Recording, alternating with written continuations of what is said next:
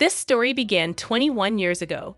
A young and beautiful girl from England came to Tanzania for work and fell in love with a Maasai warrior. Despite the opposition from their parents, they got married and lived together in a mud hut in the wild jungle. What has happened to them 21 years later, and what do their two daughters look like now? Watch the full video to find out. Don't forget to like the video, subscribe to the channel, and hit the bell icon to get notified as I upload a new video. Let's go on. There have been several instances of European women marrying African warriors. One of the most renowned cases is that of Corinne Hoffmann, a Swiss woman, who married a Samburu warrior in 1988. She left behind her comfortable life in pursuit of love. They resided together in a modest hut constructed from dung and had a daughter. However, their relationship eventually ended, and they parted ways a few years later. Despite this, Corinne still frequently visits her ex-husband, and they seem to maintain a good relationship. Their daughter is now 35 years old. Another example is Stephanie Fuchs, a German woman who married a Maasai warrior in 2011. Stephanie fell in love with her husband while volunteering in Tanzania. The couple welcomed a son in 2016. They have been together for nearly 12 years and appear to be very happy. Their son is now 8 years old. However, not all such relationships end happily. Gemma Burford was born in 1978 in Southampton, England. Her mother, Sue Cleaton, worked at a library, while her father, Peter Burford, was an accountant. Gemma consistently excelled in her studies, which earned her a place at Oxford University at just 17 years old. During her final year pursuing a biochemistry degree, she took a brief break to Tanzania for a week to participate in a culture festival. It was there that she developed a deep affection for the country. Subsequently, she became involved with a charity called House of Peace, dedicated to preserving and promoting traditional African cultures. It was during this period that she encountered Lesikar, her future husband. We didn't understand each other well at the start, because I didn't know Swahili and Lesikar didn't understand English. We were okay when we had an interpreter, Gemma said. Despite this, they were drawn to each other almost immediately. Following her initial visit, Gemma returned to Tanzania multiple times for research, and it was during this time that the pair became close. However, neither of them openly acknowledged their feelings.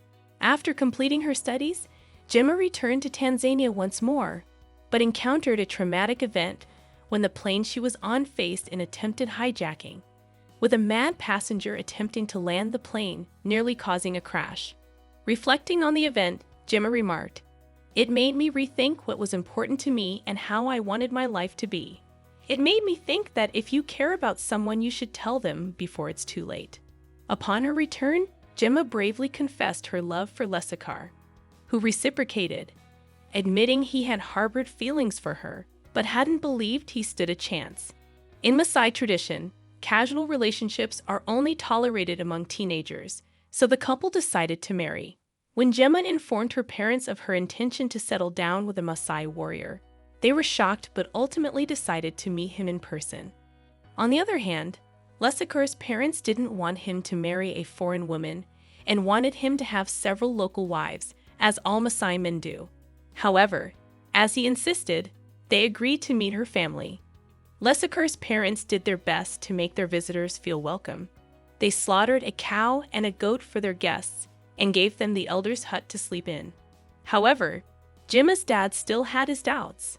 It was horrific, to be honest. It was like stepping back 150 years. It was exactly what Livingstone and Stanley were going through, he recalled. Nonetheless, he appreciated the warm reception from Lesikar's family, and they formed a good rapport. Following the visit, Lesikar accompanied Gemma's family back to England, adorned in his Maasai attire, including his robes and 14-inch knife. During his stay, Gemma's parents really liked him. It was this positive impression that led them to accept Lesikar as their daughter's husband. The wedding ceremony took place in January 2003 in Aluai, attended by Gemma's family and 500 Maasai, some of whom traveled 50 miles from neighboring Kenya. Gemma wore a wedding dress of beaded ox skin, while Lesikar was adorned with his traditional Maasai attire. As wedding gifts, the couple received 6 goats, 4 cows, and a donkey. Gemma radiated happiness on her wedding day, expressing her joy at marrying the man she loved. "This is where I want to be. This is the man I want to be with. This is the right decision," she affirmed. The couple had also a small wedding in England. Following their wedding, they settled in a village near Lesakur's parents, where basic amenities like sewage, running water, and electricity were absent. Adapting to life in a tribal village posed significant challenges for Gemma. She had to trek nearly a kilometer to fetch water, cook over an open fire, bathe using a bucket, and launder clothes by hand in a plastic tub. Despite these hardships, she appeared happy. A year into their marriage, they welcomed their first daughter, Lucia, followed by another daughter, Suzanne, a year later. Gemma and Lesakar dedicated themselves to various charitable endeavors, including campaigns to combat female genital mutilation, a practice involving the removal of young girls' genitals. Their efforts led to the construction of a dormitory for approximately 30 girls fleeing such practices. Additionally, they played a pivotal role in establishing a secondary school with 2 classrooms and a staff room, where villagers were taught English and local history. In addition to their philanthropic work, the couple operated a small tour company, or TD, allowing people to explore Africa up close, including staying in Maasai villages and learning traditional crafts. The couple appeared happy together, leading many to believe in the possibility of a fairy tale ending to their story. However, in 2010, their marriage came to an end. The exact cause of their divorce remains unknown, but speculation suggests that Lesakar may have desired to take a second wife, a common practice among Maasai men, which Gemma was unwilling to accept. In a blog post from 2017, Gemma mentioned, "Lesakar has moved on and had more children with other wives, although he hasn't quite equaled his father's record yet." After the divorce, Gemma went back to the UK with her 2 daughters, and they still keep in touch with their dad. But there hasn't been much news about Gemma since then. Her daughter Lucia is now 21. She is a graphic designer and photographer. Just like her mom, she enjoys volunteering and helping others. She's even the director of Elevate Young Minds, a youth organization that works on finding solutions to local and global problems. Lucia is surely going to be a successful woman. Susan, her younger sister, is 20 years old, but we don't know much about her life. It was a crazy love between 2 people from different worlds. Gemma and Lesakar could have been happy, but perhaps the gap between their worlds was too wide. What do you think was the real cause of their divorce? Share your thoughts in the comments. And that's it.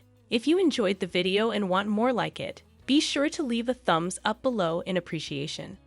And if you haven't already, you really want to subscribe to my channel and tick the bell icon so you get notified as I upload a new video every week.